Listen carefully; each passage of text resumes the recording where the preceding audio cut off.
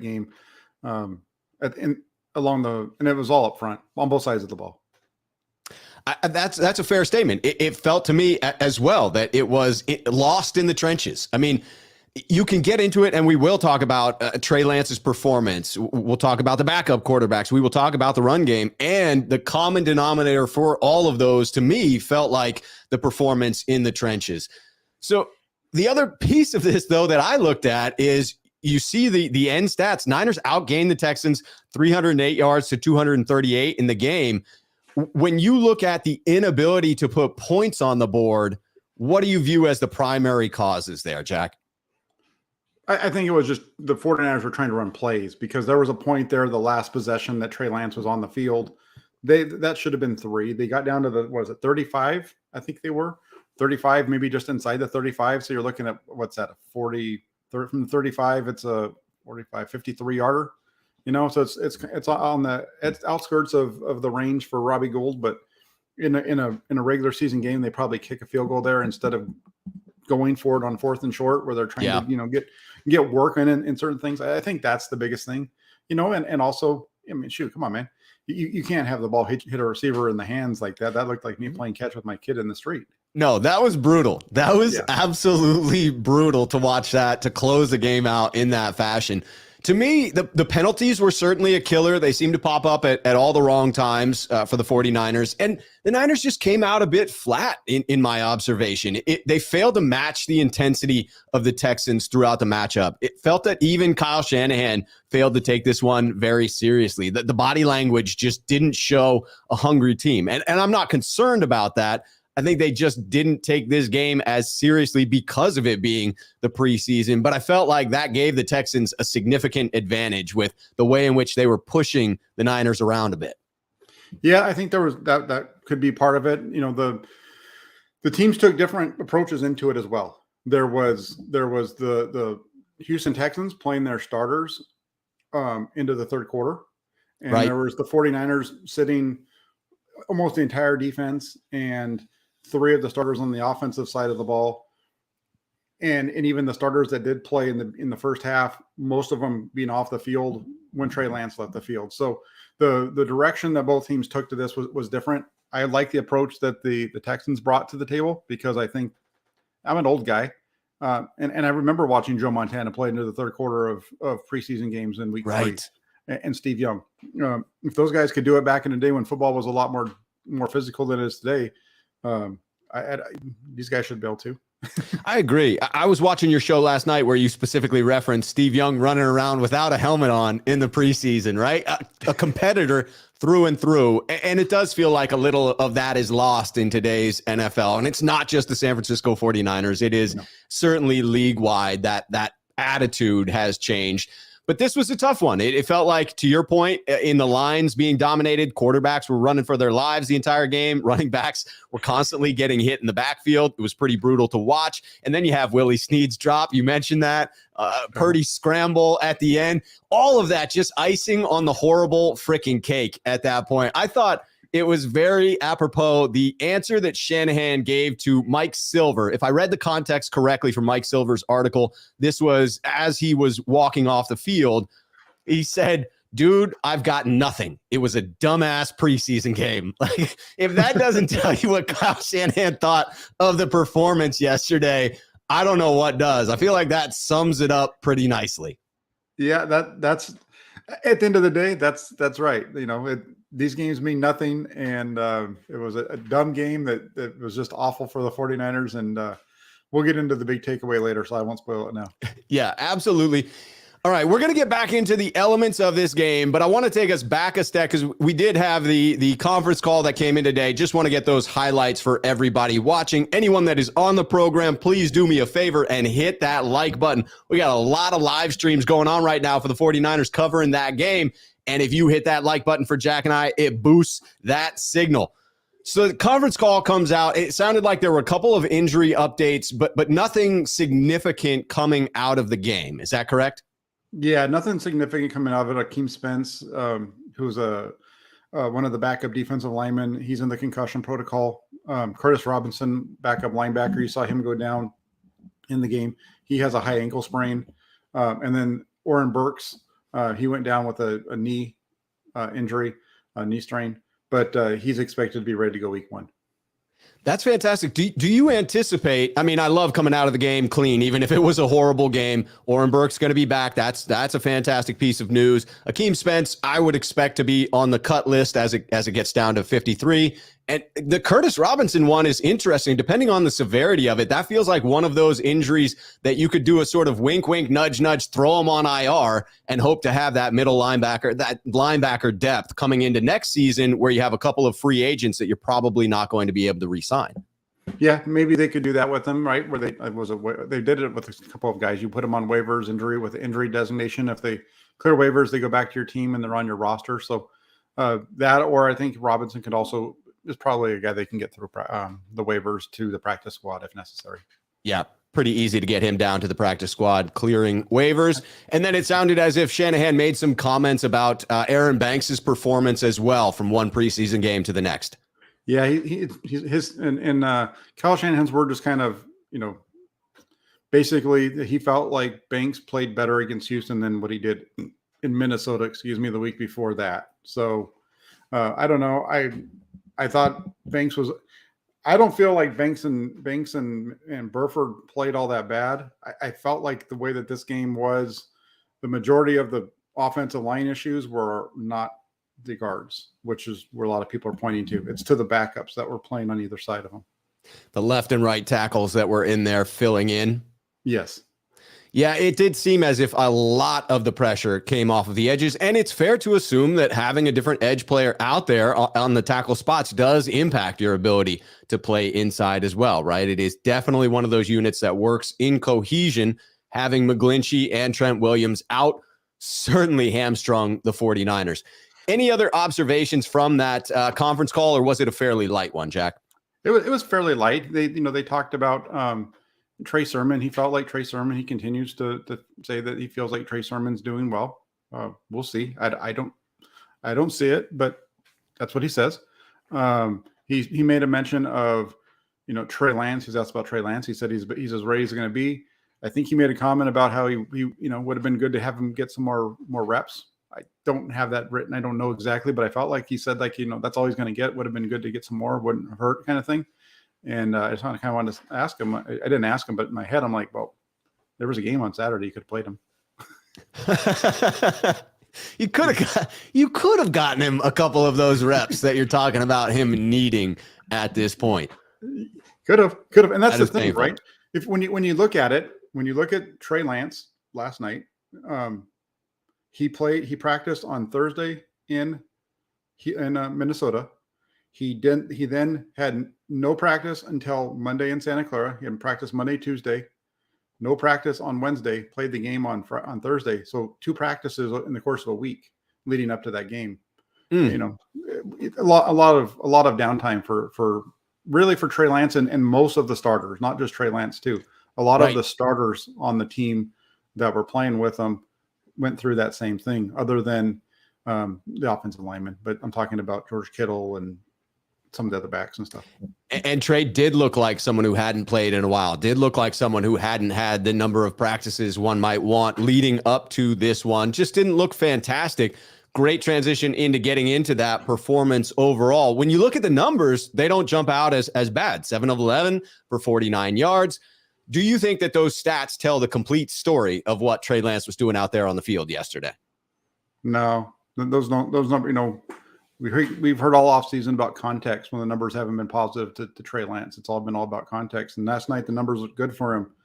The context last night was the numbers looked at 7 of 11, no interceptions, 49 yards. But there were even those completions, it wasn't a lot of,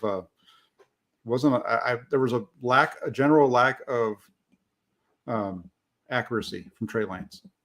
Yeah, I had heard you mentioning that and certainly read that in your article breaking down the game yesterday, which if those of you who follow Jack on his YouTube channel, if you have not bookmarked the articles over there at the Press Democrat, you should do so. The links to follow Jack, to subscribe to his YouTube channel, and to bookmark that page on the Press Democrat are down below in the description of the video. You mentioned that idea that even on the completions, there were some that were not in the ideal spot. And for a Shanahan offense, the reason why we continue to see yards after the catch is because of that fact. You have to put the ball right on the receiver to allow them to continue on their path, hitting them in stride. Very important. Ball placement in those throws over the middle lead to yak. Are you concerned going in that there will be a drop-off in that category? Yeah. You got to hit guys where they can run. So, like for example, it's one good example of it is I think it was a 14-yard, 16-yard completion from Lance over the middle to Malik Turner. That's a nice gain, 14, 15, 16 yards, whatever it was. But when you watch that play on all 22, if he gets him high where he can catch the ball and run, that's a 30 to 40-yard gain, maybe 25. He's not tackled when he gets it because there's nobody that's going to stop him or the free safety who kind of is going to get an angle on him, probably is going to bring him down, but it's going to be probably a good 25-yard gain at least. Yeah, that makes sense. I mean, you need to hit them in stride to get those additional yards there. The ball wasn't in correct placement. Nick coming in to say, this is why you can't just go off of box scores. Need to see it with your own eyes. I believe that to be 100% true. Jack, when you look at the performance by Trey Lance, which I would agree, I saw some positive things there. I loved when he rolled out right, hit Juice early on that first completion.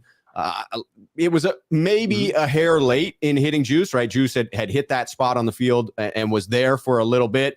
So maybe the ball comes out a little bit late, but I thought he showed touch on a couple of passes, which is something that I want to see. Another one, I believe it was to Dwelly over top of a defender, just lofted the ball right over. And those are the types of throws where it felt like he didn't have touch last year. So while I agree, inconsistent ball placement was an issue, I saw some positive takeaways from Trey as well. Yeah, the ball to Kyle Juszczyk, that was, I don't know if that was late or not. I don't think so.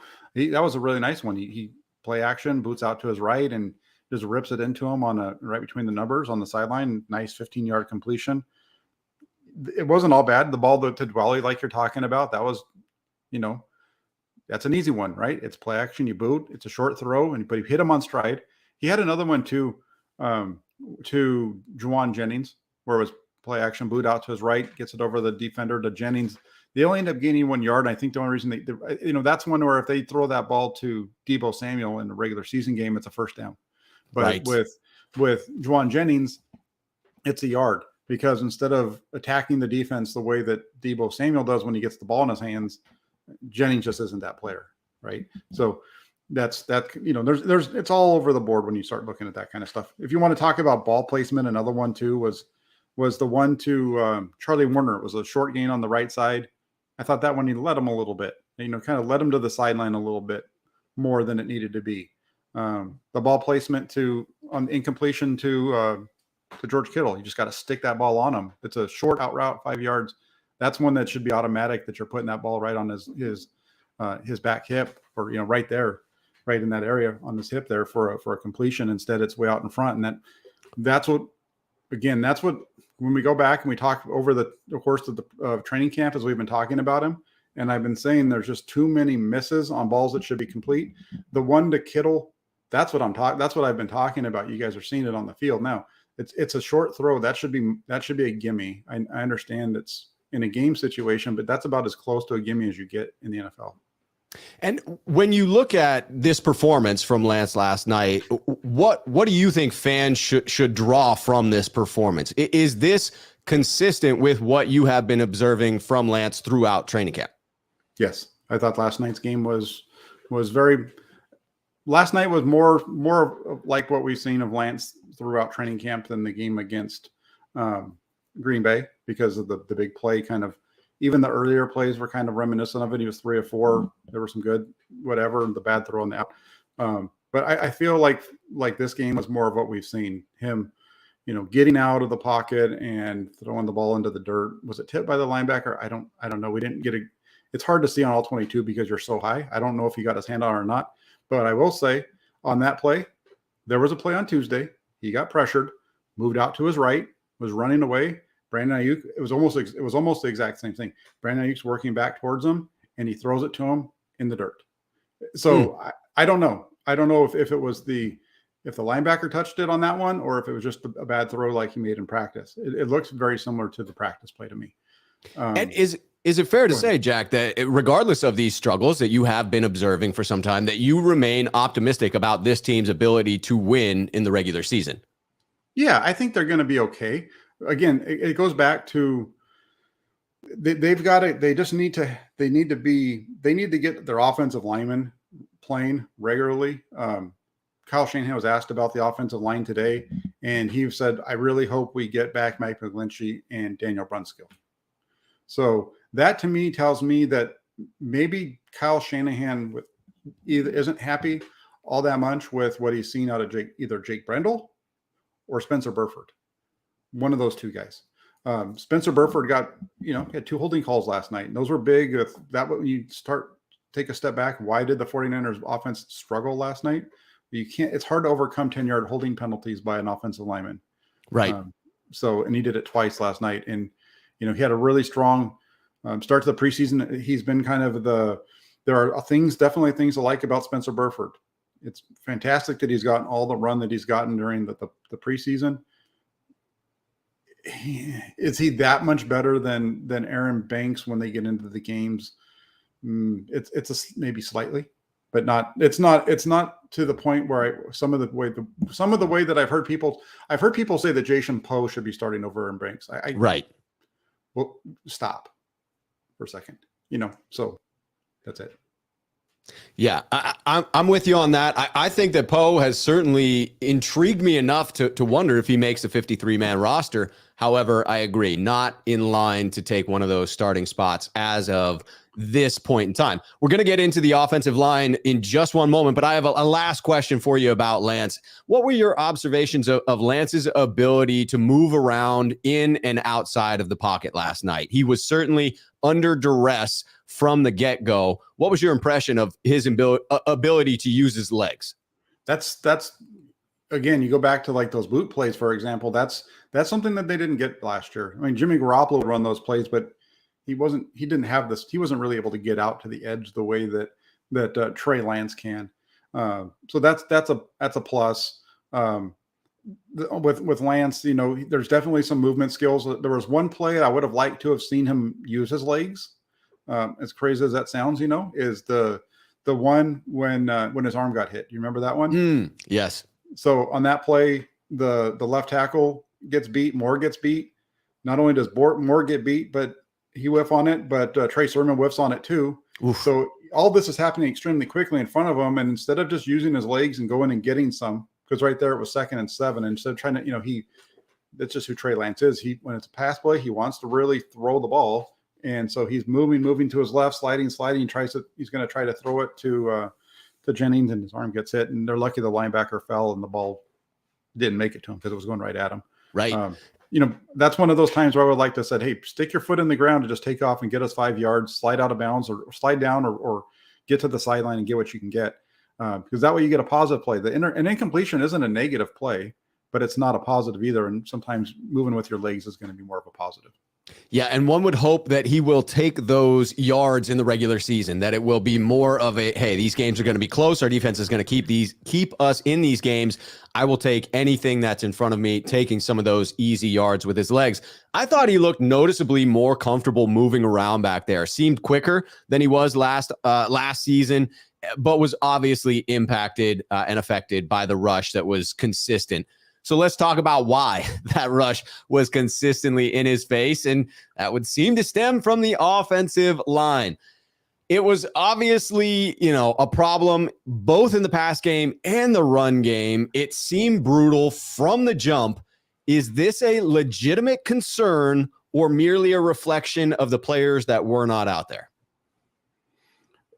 I think when you look at the overall play of the offensive line last night, the starters with Trey Lance on the field, I think you need to look at the whole picture. I think some of it is on the quarterback, some of it's on the offensive line. There's a mix. It's a mix of things. So if we go through them, if it's okay with you, I'll just go through some of them.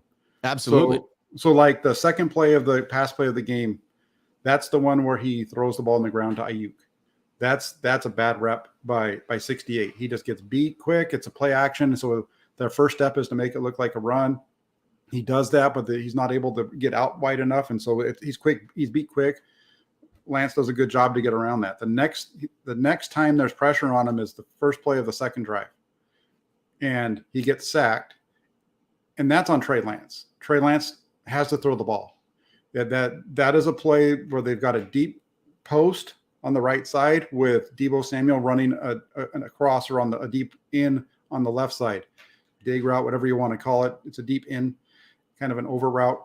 That play is designed to go play action, hit your back foot, hitch, and throw. You see Trey Lance, play action, hitch. And the play's wide open in front of him. The read on that is really simple because they're just doing a single high safety. That safety stays in the middle of the field. You hit the crosser because there's not going to be anybody there. So when he gets to his back foot, he's got his head turned around, right, before he hits his back foot because he's got the play action and he's getting his head around quick. He hits that back foot, one hitch, the ball should be out. Instead, those extra hitches allow the guy who beat the tight end to get to him and sack him. In your experience, what causes that type of hesitation when you get to the point where you should hit the back foot and let fly? He's either not seeing the field or his eyes aren't getting down, or he's either not trusting what he's seeing downfield or his eyes are too close to the line of scrimmage. So he's seeing things that he shouldn't be seeing. And you indicated he did get his head around rather quickly in that. So it may be that he wasn't seeing the field on that particular snap. Yeah. And the other part of it too, is when you hit, he has a tendency at times to really bounce around a lot. And this, I mentioned it in my article on Tuesday at practice.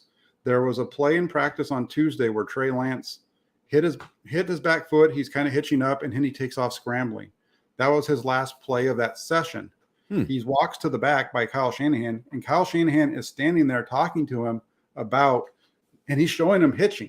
So in my mind, I'm connecting that he was doing that too much, and we saw that occur in the game, right? So that's kind of what I think there's some timing elements with Trey Lance that are hurting the offense as much as the offensive line struggling. It's definitely not all Trey Lance. It's definitely not all the offensive line. It's a mix. As with everything in football, it's a mix of the two. And that's certainly something you would expect to improve with a young quarterback, the more and more live repetitions that he gets, correct? Yeah, you would hope so. You would hope so. Things last night just seemed to be really moving fast for him. There was another one where I think it was the next play because he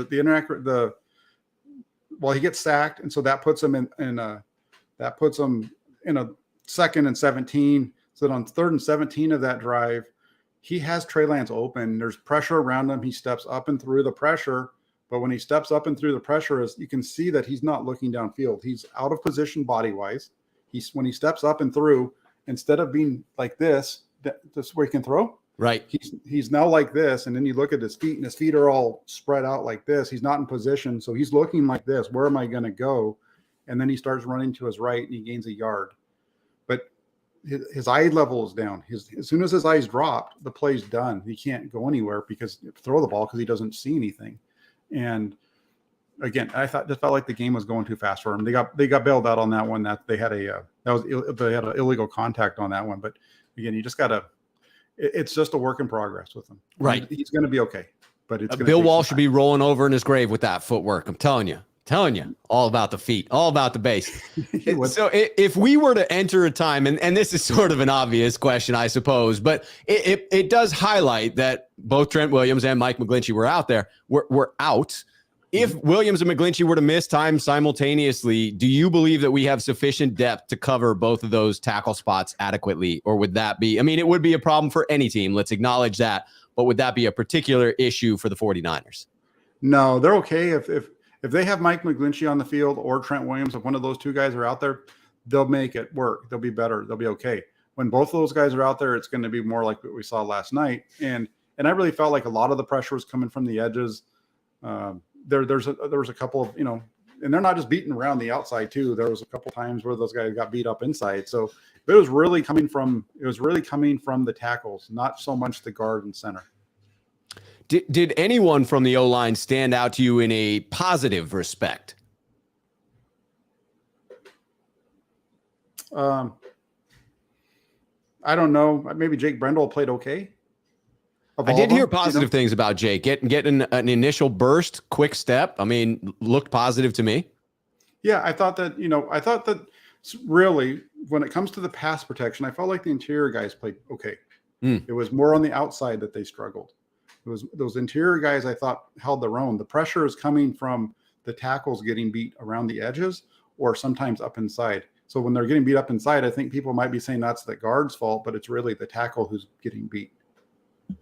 Yeah, absolutely. And to reiterate, those tackles hopefully won't be starting in the regular season. Mike, sorry, Jack, were you going to look like? No, well, I was just going to say, I mean, if Jalen Moore shouldn't be playing tackle. He's just not, he's not been good at tackle. Yeah.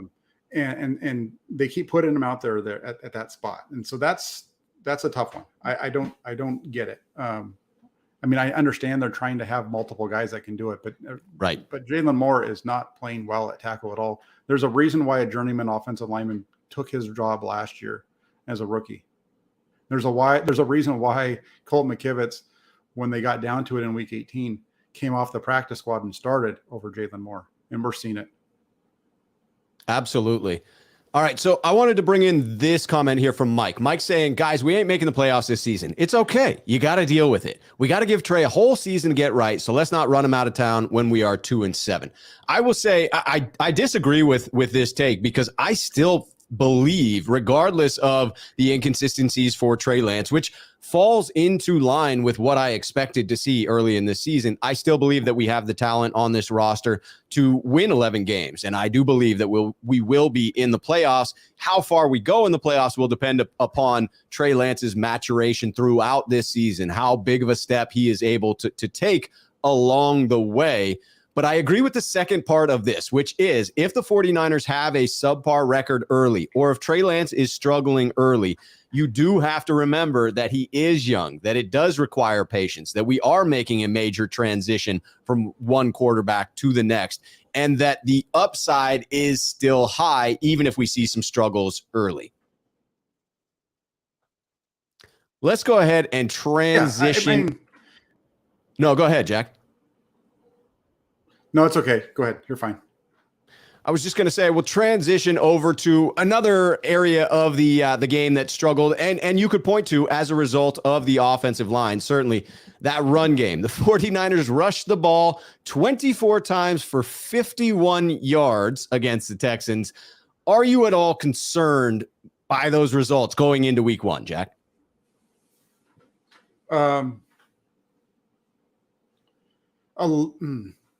Jeff Wilson Jr.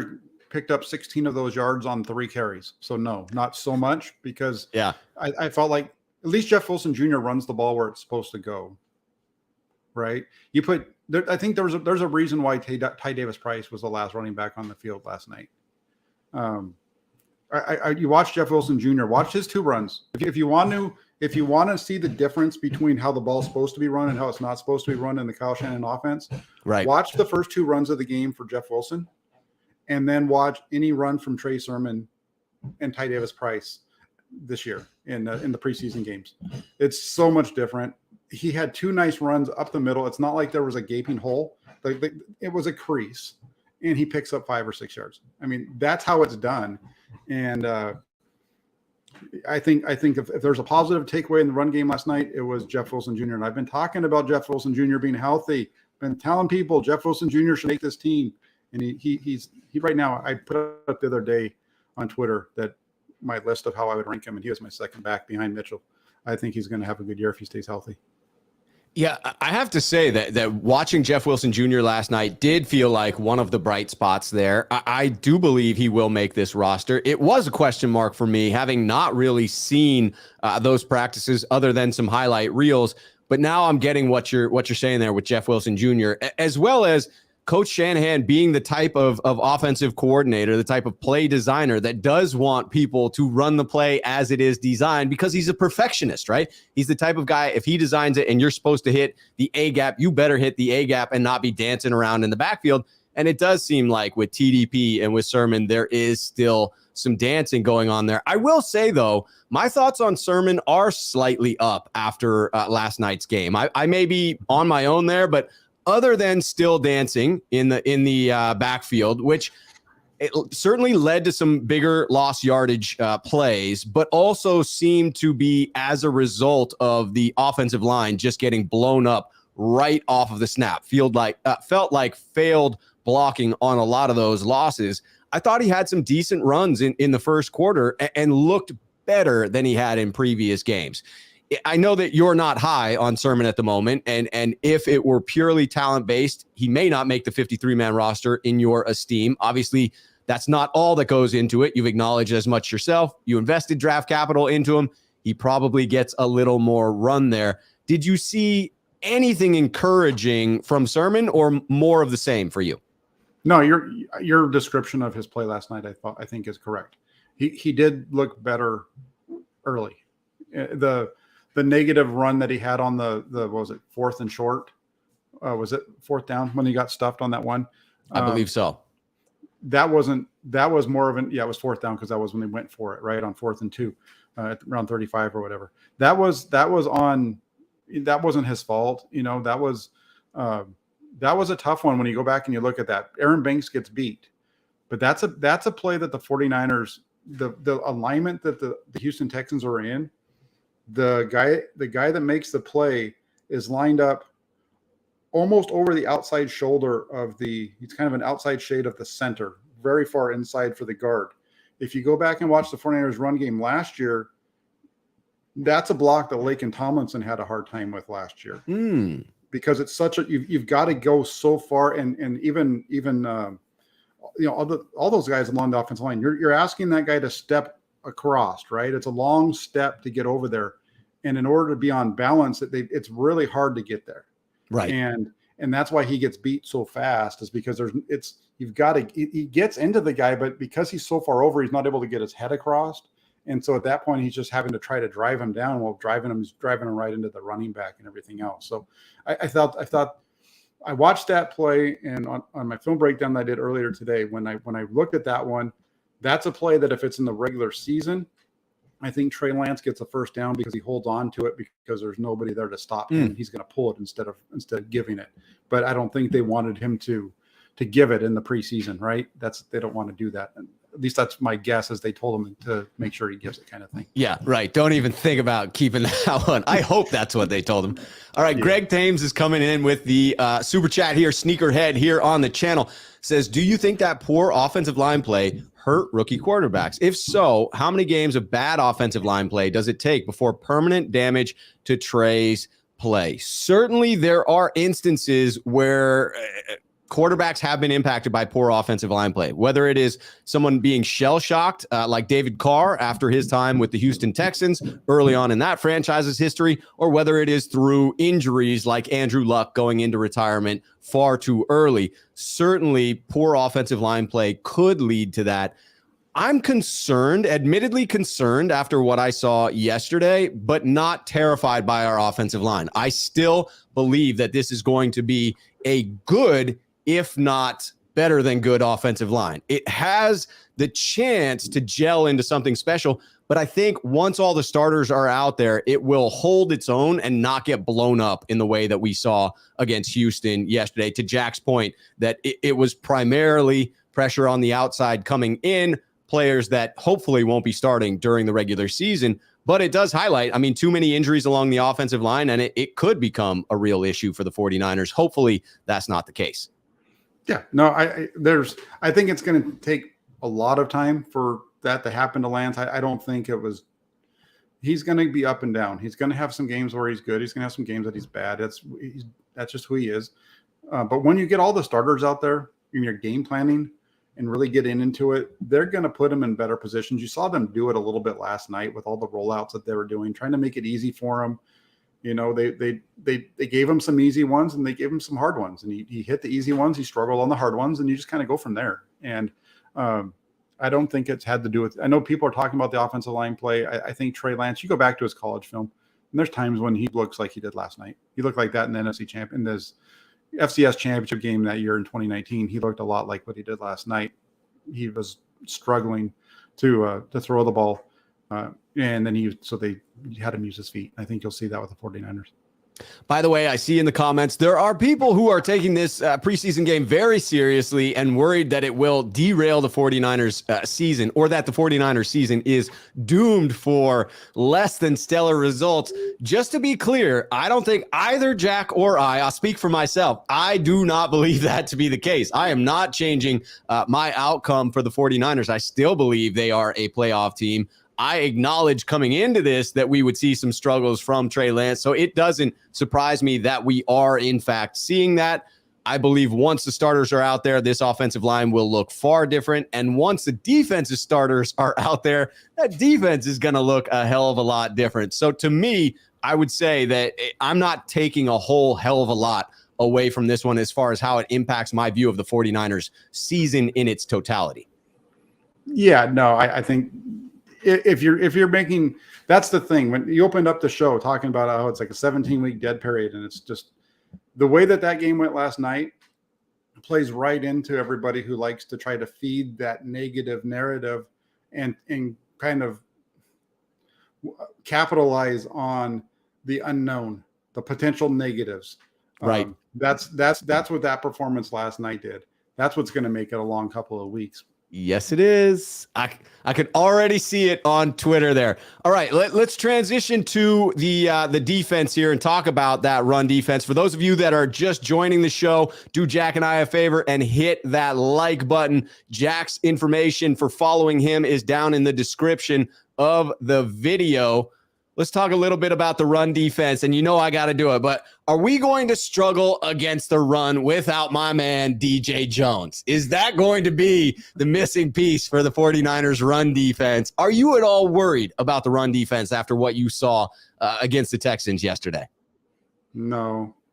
The only reason I say no is because I think there was only one starter on the field last night for the 49ers. I think Talanoa Hufanga was the only guy that was out there. So that's the only reason why I say no based on because of the way you phrased that question, saying that am I worried about it based off of last night? No, just because there was no Eric Armstead and no Javon Kinlaw.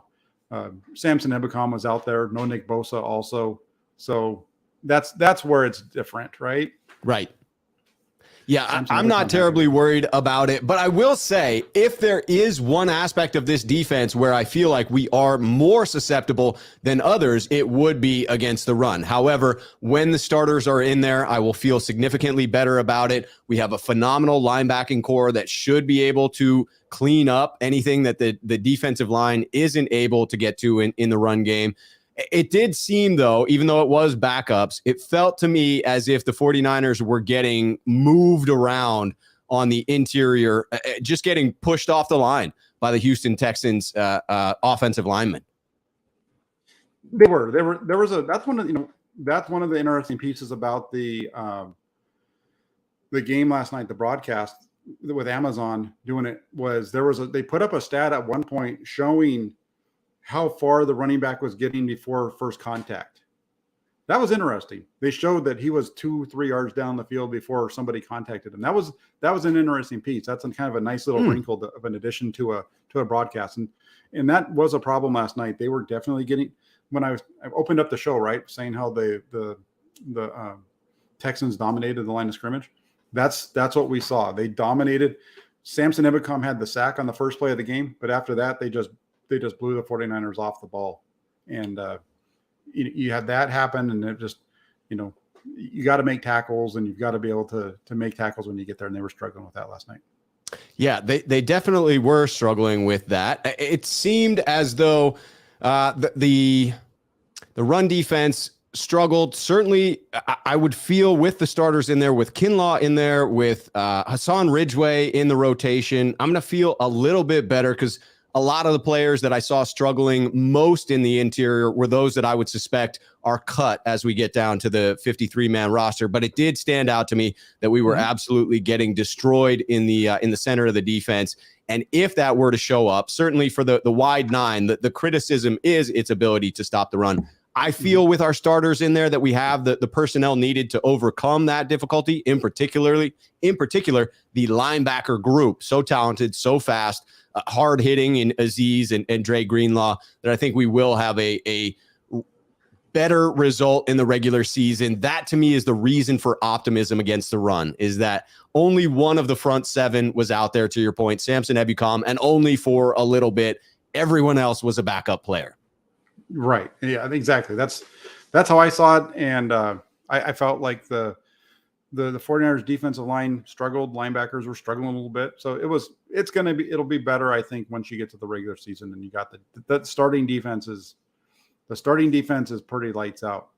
They've done it to the 49ers, their own offense, and they did it to the Vikings offense in Minnesota during the joint practices as well.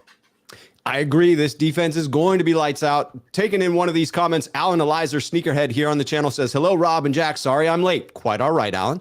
Last night's game, the O-line and D-line had issues all night long. Yes, they did. We have been covering that, and we are going to talk a little bit more about lines right now, taking us into the defensive line, specifically looking at the pressure the 49ers were able to generate there. The 49ers sacked Davis Mills twice, held the Texans to only 82 yards passing.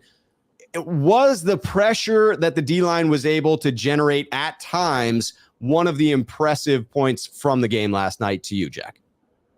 I thought they did well. You look at, you go back, they had, one of the standouts for me was Samson Ebukam, because he had a couple of big plays. Yeah. He had to start off with, and then a little bit later in the game, he got pressure on Davis Mills, forced him to move, and then that led to a sack by, I think it was the one that Jordan Willis got. So I felt like they played well there. This defense is good. They got pushed around a little bit last night, but still they only gave up 17 points. So it wasn't like they were just bludgeoned by a team that was using their starters against their backups. It wasn't like it was just a bloodfest either. No, and they were put in poor circumstances by their own offense at times. I mean, bailing out the offense with that interception in the end zone, critical. Certainly at times you saw some positive takeaways. It just didn't matriculate into the final score of this game, made it feel like a shellacking. And in some ways it very much was, if you look at offensive and defensive line play for the most part. But I would say that it was far more consistent. The pass rush was far more consistent in my eyes than coverage. I felt as we were getting beat on some of those throws, it was more consistently lax coverage than it was the pass rush. I thought we were often in the backfield, moving the pocket, getting pressure. And again, without the starters being out there, it leaves me very optimistic for how this defensive line will be able to get after quarterbacks. Yeah, this defensive line is going to be solid. They're going to be Nick Bosa, Eric Armstead, Javon Kinlaw. When those guys are out there with Samson Ebukam, that's going to be that. It would have been nice to see the 49ers starters go up against the Houston starters last night. It would have, because I think the game would have been completely different. But that's okay. I mean, they got the work in that they needed. They got the looks at the guys they needed to get the look at last night. Just sticking with just the defensive line. It's an extremely deep group that they're going to be fine when you rotate them through, and especially if they have guys like Fred Warner and Dre Greenlaw and Azeez Al-Shire behind him. Absolutely. Got a couple of comments that I want to bring in here, and a super chat. Gold-blooded coming in with this one. Happy Friday, Schuh and Hammer. Happy Friday to you as well, Gold-blooded. I've seen this my whole life. He says it's preseason. There are concerns, but again, I've seen solid Niners teams lose preseason games and looked bad doing it before. No sweat yet. This is the point that I just want to call out, the correlation between winning and losing in the preseason and winning and losing in the regular season, that there is almost no correlation between the two. Jack, I know that you have an interesting stat to add on to this. I'm going to allow you to do that. But what I will say is that I have read previous articles. Admittedly, this was a couple years ago, so these trends may have changed a little bit. But I do know there is almost no correlation between winning all of your preseason games and winning in the regular season. There is a mild correlation between losing all your preseason games and then having a poor season. But the 49ers obviously have not done that this offseason. So the one game to me is not one worth panicking about. But Jack, I seem to remember you pointing out a team that did quite well in the preseason at one point. Hey, yeah. Remember when the Detroit Lions went 0-16? Remember that year? Do you remember what their record was in the preseason, Rob? Undefeated, wasn't it? That's right. They went from 4-0 to 4-0 in the preseason to become the only team in NFL history to go 0-16. Hey, so, perfect and perfect, just different types of perfect. Yeah, and then also one other correlation kind of thing. Go back to 2011. Go back to Jim Harbaugh's first year. Remember their first, because of the, I'm bringing this up because of the offensive line freak out. Yeah. In that first preseason game against New Orleans, how many times did the first quarterbacks get sacked? A lot. It was a nightmare. Greg Williams came packing guns. Right. They got sacked 7 times. The 49ers offense was nearly, they couldn't do anything. That's how bad the pressure was. It was just non-existent on the offensive side. That was embarrassing. That team ended up, 13-3? So yeah, they weren't so bad. Not so bad. That's just pump the brakes. 17 days to start really worrying about it. I mean, seriously. Yeah.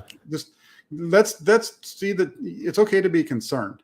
Right. But the level of concern that I've seen today is not just like, I'm a little concerned. It's like we're in freak out mode. Yes. Over one preseason game. Okay. Very important call out there, Jack. It's one thing to be concerned, to have your areas of the team where, hey, like if this doesn't go right, this might happen, could be a problem for the 49ers. It is a whole nother level to be chicken little on this one and say, the sky is falling, and we are going 1-16 because we lost to the Houston Texans. I think there is a happy medium in there wherein you can have a few concerns coming out of last night's performance, but still believe fundamentally in this team's ability to win because of the level of talent they have on this roster. Okay, real quick. I'm going to say, since we're talking about this, yes. One of the things that I keep saying is they're in this situation because the Jimmy Garoppolo is still on the roster. If Jimmy Garoppolo wasn't on the roster, they could have used that money to go get an offensive lineman. Sure. Where was that offensive lineman going to play? Was he going to be one of your starting tackles? No, you're not going to go spend $5 to $10 million on a backup tackle. Was he going to be one of your guards? Maybe. But they used a second round pick last year, and that's who they're trying to have be their left guard. Would he maybe have been the right guard? Maybe, but I think they had penciled in Daniel Brunskill or somebody else there. I don't know. Were they going to go out and get J.C. Treader to play center? Wait, I thought he just retired. So that's just slow yourself down. It's okay to that's really think through before we hit send. Before you send that tweet, you got to go through and look at the logic. Yeah. I like it. That's solid. Chris Royal coming in here with the super chat. Sneakerhead here on the channel says, what's up, gentlemen? Tough game to watch and not a lot to be super excited about. O-line was real bad, but it's preseason. On to the meaningful game. Yes, on to Chicago. Chris has embodied the correct way in which to look at this game. It was rough. Nothing to be terribly excited about. A couple of positives that you could take away from it. More to be embarrassed about. And it doesn't mean a whole lot. To go back, to refresh your memory with Kyle Shanahan's own quote on this, dude, I've got nothing. It was a dumbass preseason game. That's and if you vibe, Jack. No, it was a dumbass preseason game. And if you want to try to get super excited about something that happened last night, you just got to watch the guy that wears number 26, because that guy is a rookie that is a stud. Sam Womack. Yes. Womack, freaking fantastic. All right, let me and Nick doing the good work here, saying, Jack, speaking sense, pump the brakes. Indeed, you got to pump the brakes. All right, so we'll transition a little bit here into the next topic. Another one that maybe people should be pumping the brakes on after the game last night. Talking about Purdy here. I will say that there were a couple of highlights where I said to myself, man, how about Purdy? He comes in and in the 2-minute drill, the first pass off the bench to Jawan Jennings, freaking smooth. I was like, oh, we're about to have a drive here. Purdy's going to bring us back in this game. And the cheers for Purdy to overtake Sudfeld are going to be deafening after. And then, no, the penalties set in. Hard to watch. Shanahan laughing with disgust. Like, he wasn't even legitimately pissed. He's just like, what are you going to do, right? Preseason, huh? So that was kind of the vibe that I got in response to it. But I thought initially Purdy showed some things, and then it's just up and down with him, as I would expect from a rookie. He shows some nice things, but in no way does he show enough for me to believe that he is capable of being the primary backup for a team at this point in time. Brock Purdy, this dude is fun to watch because he's a madman out there, right? I've called him the same thing 2 games in a row. If you follow me on Twitter, I had to tweet last week against the Vikings. I said it last night too. Brock crazy legs Purdy. This guy runs around like his feet are on fire, and he makes them really. Listen. If you took the number 1 off of his jersey and put Mullins on the back, and just watched him play without a close up of his face, you wouldn't know. You would think you're still watching Nick Mullins. Right. That's what he does, right? Remember those days with Nick Mullins? The difference is that Mullins couldn't move around like Purdy does. No. But it was the same kind of thing, like you just said. It's, oh, man, look at that throw. Woo. Oh, I see you. And then it's like, what the? Right? That's pretty much what Brock Purdy is when he plays. We'll see where he goes. It's not, is he a lock to make the roster? Is he a lock to be over Nate Sudfeld? I don't know. I don't really care because neither one of those guys is going to win games for the 49ers if Trey Lance gets hurt. Yeah, I struggle to see him overtaking Nate Sudfeld on the depth chart. Does he warrant a 53-man roster spot? I probably would not make that roster spot for him. I would look at the trend within the NFL of keeping 2 quarterbacks, that there are very few teams out there that would legitimately claim Purdy in that circumstance. Do I acknowledge that it's entirely possible someone does? Absolutely. But when I look at the rest of this roster, the value of having to cut another player that's at the fringe of this particular roster does not, it's offset by that fact. I would not keep Purdy and sacrifice one of the people at the end of this roster. In your humble opinion, does he warrant a spot on the 53-man? Not if he's the third. The only way, here's how I think he makes the roster, and this is a lot of like roster movement. Maybe he makes the 50, maybe the 53-man roster comes out and it's Trey Lance and Brock Purdy. Interesting. And then they get in, and then they bring in Nate Sudfeld on the practice squad because they gave the guy $2 million. Why would he want to go somewhere else, right? Maybe they gave him $2 million with that. Hey, you're going to be in Santa Clara. We want you here. We want you to be a part of us. Where they can, because they can do that, and then they can get him on the practice squad, and they can still pull him up for game day. Deactivate Purdy, bring up Sudfeld, and Sudfeld's still technically your backup, even though on the depth chart he's listed as number 3. Right. Would offset some of that $2 million in guarantees by promoting him to game days at times. Yeah, because he gets the money anyway, right? The $2 million is guaranteed regardless of what happens. Yep. So just maybe that's the direction they go. I'm not sure. I think that's one of those like roundabout kind of ways of getting there. It probably doesn't happen that way, but we'll see. Yeah, absolutely. You got a lot of people calling for Purdy as quarterback too. It is not just Matthew Mears. I see it all over Twitter. There is a large supporting audience for Purdy overtaking Nate Sudfeld. And quite honestly, when I look at, are we going to win a lot of games if it falls on Nate Sudfeld's shoulder? I don't think so. And therefore, is there considerable more risk in going with Purdy as your backup quarterback, to your point of probably being able to keep Sudfeld on the practice squad anyway? It could be a creative move with low risk in keeping Purdy because of the way in which it plays out. All right, let's close this thing on a positive note here, Jack. It's not going to be easy to do.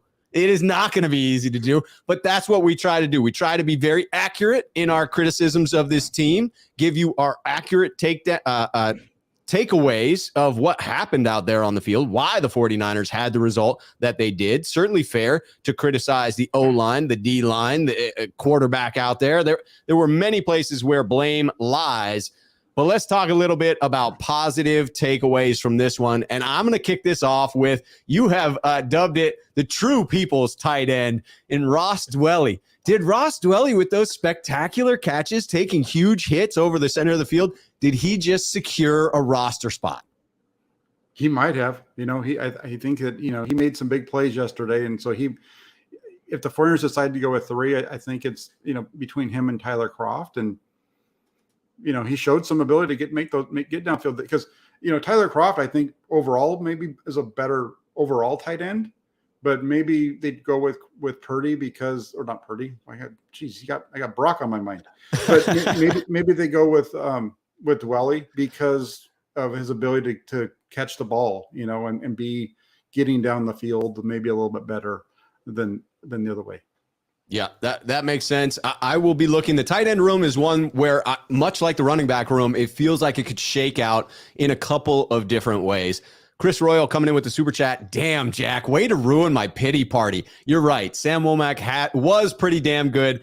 Thank you for talking me off the ledge. You're doing good work here, Jack. You are bringing the faithful back from the ledge, because there are a lot that are out on the ledge, many more on Twitter that feel like they've already jumped off the ledge. I mean, the season is over in their minds, but there have been some really bright spots, and that would have been another one of my positive takeaways. But, Chris is here stealing our thunder. You had already mentioned it, Jack. Sam Womack impressed yet again.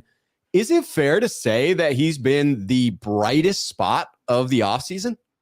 He's definitely been one of them. I think he's been the brightest spot of the rookies. Yeah, for sure. His ability to come in, that was a big question mark all off season, right? Who's going to play in the slot? Who's going to be the nickel? Who's going to be the nickel? And I think he's come in and taken those worries away. I think we'll see how he holds up against the run. That's the only question. When it comes to pass defense, when it comes to playing man defense in the slot, he is an upgrade over K'Wan Williams. When it comes to playing the run and blitzing and those types of things, that's where it's going to be, maybe not. But when it comes to the coverage skills from there, he's an upgrade. It certainly looks that way on the tape. Absolutely jumps off his ability. Matthew Mears coming in with the comment. Thank God we hit on Womack. Seems that we hit on several rookies, but yes, I agree. Sam Womack, the brightest there. Jack, what were one of your biggest positive takeaways from this one on top of Womack, for sure? Yeah, Drake Jackson. I think Drake, last night he didn't really play out quite as well as he had the week before, but Drake Jackson's had a really good preseason. I'm excited to see what he does once the lights come on in Chicago on the 11th. And he had a great hit on the quarterback that was flagged, but in the broadcast they acknowledged that it shouldn't have been. It was a clean hit there. That was impressive. I mean, that was a solid thump on the quarterback. Yeah, that was one of those. It's tough because it's just so bang bang. And you can see that. I don't know how you want to say don't hit him, but I don't know how he could not hit him because he's so close to him. And then I think the flag was more to do with the violence of the play than it was anything else, because the violence of it made it look like he got him up around the head, but he got him. He tattooed him, man. Davis Mills was out for a couple, or at least one play after that, because he got rung up on that one, and I didn't feel like it was a dirty play at all. Just it was a bang bang thing, and I think they were erring on the side of caution with the flag there. Yeah, it felt to me a little bit like, was it Ahmad Brooks who hit Drew Brees back in the day? And it was just such a violent collision that it was clean, but it was so violent that you saw the flag coming, right? Those are the types of hits that unfortunately the NFL is attempting to regulate out for the most part, allowing the cleaner ones to stay. But in real time, it's impossible to tell, but a clean hit from a dirty one. So until they implement replay on those, it feels like they probably will default to the flags when there is that violent collision there. Yeah. One for me that gets very little run, and maybe rightly so, because it's, a position that's not of paramount importance. But Mitch Wishnowsky is looking to have a rebound season in my estimation. He's looking sharp out there. Yeah, he had a big punt yesterday, right? Was it 60-something yards? Yeah. Maybe he's the real punt god. I don't know, but no. Nobody at this point in time. Yeah, I'm gonna refrain from that joke. I know. Okay, you're right. Biting my tongue. You're right. You're right. I should. Hold on. Really? We'll cut that one in post production. You know what I'm saying, though. I mean, but yes. What I'm saying, I'm talking about the fact that he went out there and booted a 62-yard punt. I understand. You're right. There was some off the field stuff that, okay, we'll skip that. But yeah, as far as the punt and Mitch Wishnowsky, that was a beautiful shot that he had last night. And if he can, I don't know where all of the negativity around this guy comes from. My only gripe with Mitch Wishnowsky is when he's kicking off that the ball doesn't go into the end zone. But other than that, I don't, from a punting standpoint, I don't know. For a guy who has such a freaking strong leg, I do not understand it. I mean, it's got to be something around, leverage or kicking style, whatever it is. That is frustrating that between the two, we seem to have struggles getting it into the end zone. You want to hear a funny story? Absolutely. So this is how clueless I can be at sometimes. So I'm at practice on Tuesday, and they go into the special teams period after the first portion of team, and they're working on kickoff return, and I'm looking at my notes, making some notes and stuff like that, and I look up, and it looks like Mitch Wishnowski's kicking the ball, right? And I watch the ball, and it lands like on the one. It's like really high in the air. It lands on the 1 yard line, and I keep every time the ball's going, I'm thinking these guys are kicking it. The ball's going to like the same spot over and over and over again, and it's super high, and it's landing like within the 1 or the 2, and I'm like, wow, that's pretty good. Yeah, it took about 5 times before I realized that they were using the stupid football, like the machine. The jugs machine. Like he wasn't actually kicking it. They were using the machine to kick it up in the air. Oh my gosh, I was laughing at myself. What a big dork. Yeah, like his kicking motion must be extremely repeatable. I was like consistent. I was thinking to what I was thinking to myself was, damn, look at that. That's really good. Why is he doing that in here? Is it like because there's more wind coming from that direction than when you get inside the stadium? What's going on? And then I look over and because then I saw the other guy Robbie Gould faked it one time, and then I was like, oh, okay, stupid Jack. I wonder. I absolutely love it. Speaking of repeatable, I wanted to bring in this comment from earlier. This goes back to Trey Lance. CJ Gray, Sneakerhead here on the channel saying, I see Lance look good at times. I think that with more throws, his mechanics will become more repeatable. It seems he's between throwing mechanics right now. Unfortunately, I think it'll be next year. It is fair to say it will take some time, whether that is partway through the season, whether that is an entire season. I agree that it is clear Trey Lance is working on the throwing motion. And until he does make it a clean, repeatable throwing motion, we probably will continue to see some of these accuracy issues. Is that a fair statement, Jack? Yeah, I think it's fair. I think the thing, there was a lot of chatter at the beginning of this week about his left leg, right?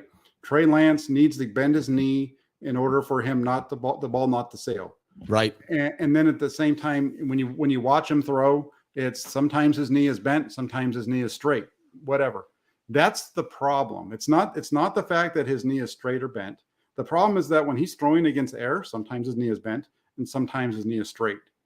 That is also playing out with his upper half. Sometimes he's throwing it from this angle, sometimes he's throwing it from that angle. And this is happening when there's nobody around him.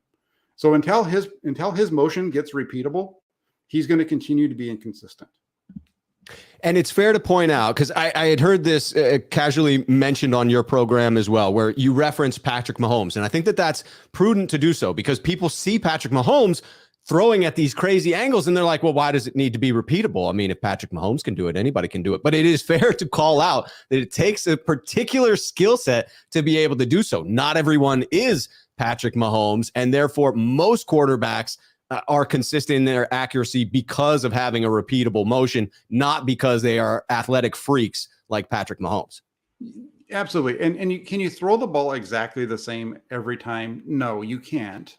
But your basic motion you need to be able to, when you're just working by yourself and the coach and you're throwing to stationary targets, your motion should be the same every single time. Even if you're having to move, you should be moving, resetting, and throwing. And that was something, again, going back to practice on Tuesday, it felt like there was a time during individual period where Brian Greasy was really working with him on his footwork. He stopped him, made him do it again. And then there was another time where it was moving to the left and he stopped the drill again. And he kind of did the drill and like he was telling him, like, this is what you've got to do. And then all of a sudden Trey Lance is throwing a little bit more accurate and those kind of things. So he just needs to, it needs to be in a tighter package, if that makes sense. It does. He's just there's times when he just gets too loosey-goosey with his stuff, and he just needs to tighten it up. And that loosey-goosiness is kind of what I saw last night with the eyes coming down and bouncing around as much as he was. He needs to just tighten it up, and maybe he'll tighten it up when they get into Chicago. And to your point, when he is against pressure, those are the times where you then are okay with the off-schedule throws, because then you're doing it in response to something the defense is doing. But when you are throwing against air, when you don't have pressure in your face, you want that throwing motion to be as repeatable as possible. Talking about positives, John B coming in here, sneakerhead here on the channel, saying biggest takeaway is that this is the deepest draft class John and Kyle have had since they came to San Francisco. This is an interesting one that I really want to dig into a bit more. From a cursory glance, though, I tend to agree. This draft class does seem to be pretty well stacked with talent. When we took as many players as we did, I worried it was foolhardy because so many wouldn't make this roster. But it does seem as if we have a fairly big treasure trove of riches from this draft class. I think this draft class is going to be really good. Drake Jackson, I think, is going to be really good. I think Danny Gray, you've seen a lot of growth in Danny Gray's game throughout the preseason and training camp. I think he's going to be really good. We talked about Sam Womack. Spencer Burford's going to get there. You can see it all there. It's a matter of him just getting the time in, and he's going to get there. I don't know if he's going to get there this year, but he's going to get there. Sam Womack, who else was there? There's a number of them. You go to Kalia Davis, who's not even on the team. He's on the team, but he's on the NFI list. Kalia Davis is a guy who I think is going to be, he's the DJ Jones replacement, but that's going to come next year. That's a move that's a guy that they picked up knowing he probably wasn't going to play this year, but we're going to get him in there because he has so many positives. That we can be patient with him. And then we need to have depth at that position moving forward because we don't have very many off defensive linemen signed beyond this year. So that's where Kalia Davis comes in. We talked about Jason Poe earlier on, right? We didn't get into him when we were talking about the offensive line stuff, but Jason Poe is a guy who he might not be a starter, but he has potential to be a backup in this league. He maybe even be a starter at one point. So there's a number of guys, and I got to say really quick, there's been this big hype up of Jason Poe. I agree, and I've said that I think he's been the most improved player from day one to where they are now. And I'm saying, when I say day one, I'm saying rookie minicamp to now. Yeah. You saw last night why he wasn't drafted.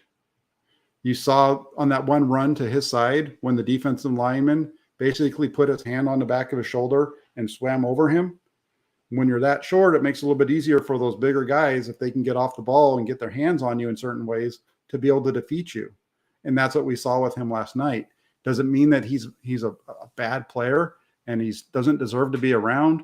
Not necessarily, but that's why I was saying earlier that you just got to pump your brakes and kind of stop with the talk that he's going to be a starter. He didn't touch the field last night till the third quarter, and he didn't look overly impressive. Yeah, I will say, another player that didn't touch the field until later is the TDP, right? Coming in. I will say I have him on my positive takeaways, even though he's coming in late in the game, which seems to speak to where he is on the depth chart. And you've spoken about how he looks so far. I will give him credit for that one-handed grab that he had out there. I thought that was pretty smooth on his part. So highlights for Trey Sermon, TDP. Sorry, trying to block this user that flies in to tell us about the best adult dating site that apparently exists out there. It's fantastic. Fantastic. All right, Jack, any final positive takeaways in your mind from this one? Anything that people can hang their hat on? Yeah, this takeaway is that the 49ers, for the most part, are healthy. That's the biggest one. They came out of this game with nobody, not losing anybody. They expect the guys that were injured. The first two, Hakeem Spence and Curtis Robinson, aren't probably 53-man roster guys anyway. Not that it's okay that they got injured, but they're in terms of the 53-man, right? Right. Oren Burks is going to be healthy. The only questions really, the stick on the positive, Jack. Stick on the positive. So the limit of the fact that injuries were limited is, I think, the biggest positive takeaway for the 49ers. That's a huge takeaway because this is a deep team. This is a team that, again, it didn't look like they had the fire for this particular game, but I fully expect them to be fired up for the regular season. This is not a team where I'm questioning their will to win or their heart. They feel ready, primed for a big season coming up. So I remain optimistic regardless of the result of the game yesterday. The only thing that game has impacted is my ability to feel positive about the next 16 days. Those are the only days that have been negatively impacted by the result of that game. But I saw, small things that I appreciated. Castro Fields with a great pass breakup. Burford, his grown man strength coming through when he whipped Yadam around like a rag doll at the end of that non-interception. Charles Omenihu feels like he's poised for a big season. Watching him go against some backups, man, he looked like he was out there cooking. And I said it earlier, but the one-handed catch from TDP, all the other carries, I'm hesitant to say what I saw from TDP was disheartening, because to me, it really felt like it was primarily the O-line issues that ate up the run game and held us back from being able to really run the ball successfully. So I'm going to take those little wins and hang on to them and choose to remain very positive about this season, Jack. No, there's plenty of reasons to be positive. And this team, I think, I said before, if the quarterback plays to the level that Kyle Shanahan expects of the quarterback, this is a 13-win team. I think if the quarterback plays well, they're going to go as far as Trey Lance takes them. That's a great statement. Right. They're going and that's not like that shouldn't be earth shattering, because that's the way it is in the NFL. You go as far as your quarterback takes you. Right. And if he's playing well, if they are able to get off to a strong start and win 4 games out of their first 6, maybe win all 6 of them, and he's able to grow through that, and then they get into the tougher part of the schedule from week 7 on, I think they can win a lot of games, and we can see rapid improvement out of Trey Lance. It's just a matter of, it's going to be some growth, and I think I think a 13-4 season is possible, but they got to win the first 6 in order to do that. So we'll see. Yeah, you got to come out fast. You got to come out of the gate fast. If they don't, if they end up closer to 500 to start the season, it could be a little bit longer. But that's how I have it breaking out is 49ers looking like a 500 team to start the year and then ending up with 11 wins. That is how I put it out. But I love the positivity. Mr. Josiah coming in, fact, 13 to 14 wins is absolutely possible. Nick coming in this season will be fine. Stay positive, people. I love it. I love it. People love the show as well. Alan, Eliza, Rob, and Jack, great show. Make sure to Debo that like button. Trey area time in 16 days. Let's go, Niners. I got one more for you. You want to talk positivity? One more. Yes. And this is coming off of last night's game, because I got into it with somebody on Twitter about this, and offensive line for who got sacked the most. Which quarterback was sacked the most in the NFL last year? Last year, who got sacked the most? You got me, Jack. Joe Burrow. Where did his team finish? That makes sense. His team was in the Super Bowl. Yes. He got sacked more times than any quarterback in the NFL, and his team was in the Super Bowl. So don't tell me that you can't win with your quarterback getting hit. Is it the positive way to do it? Is it the way that you want it to happen? No. Come on, don't be silly. No, but that doesn't mean that your quarterback can't make plays or you can't win games because your quarterback is getting hit. They got sacked 51 times last year. They went to the Super Bowl. It's the reason they lost in the end, but they got there. And I think that the 49ers, they'll be okay. Kyle Shanahan has shown the ability to scheme around problems. And as long as he has one of those starters out there, whether it's Trent Williams or Mike McGlinchey, they will be okay. It's having both of them out is when the wheels are going to be flat, kind of like they were, think about it this way. Last one, God dang, I can't stop. Week 18, right? Week 18. Who were your starting tackles week 18? Tom Compton, journeyman that people were laughing about. And Colton McKivitz at left tackle. And not only that, but you had Trent Williams this offseason, when he was asked about the ankle injury and stuff like that, say that Colton McKivitz probably should have started in his place in the NFC Championship game. There's your positive takeaways. This team is better than people think. It's just going to take some time, and the quarterback needs to play at a reasonable level. I agree.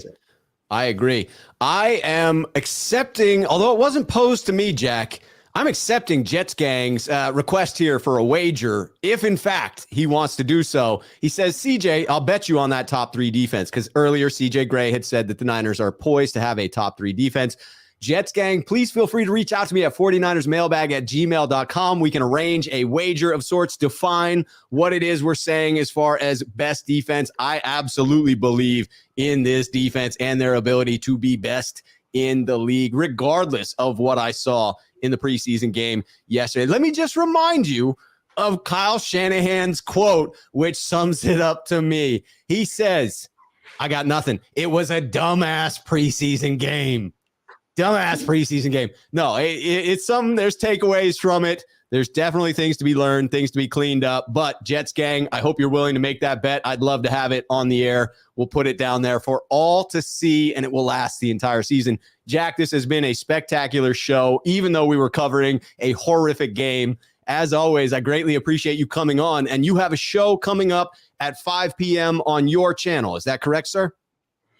Yes, I'll be on at 5 p.m. and we have Rohan, everybody's favorite Rohan, will be on the show with us. Rohan Solo is definitely rolling. I love it. All right. Yes, I want all the Jets smoke. Let's bring it. Jets Gang, where do you go to make the bet? Email me at 49ersmailbag@gmail.com, and then we'll go back and forth and determine the bet, the terms to the bet, and what it is we are wagering.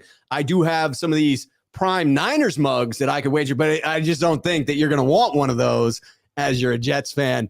We will determine it. We will let the people know maybe next week when Jack and I are back. You should tune in at 5 p.m. to watch Jack and Rohan tonight. That's going to be a fantastic show, no doubt about it. Appreciate everyone here in the chat. Appreciate the vibe on this program. Jack, I will see you on your channel in the near future. And until the next time, I will have a show on the 53-man roster maybe coming out this weekend. So hit that notification bell if you want to see that. Until next time, cheers, faithful.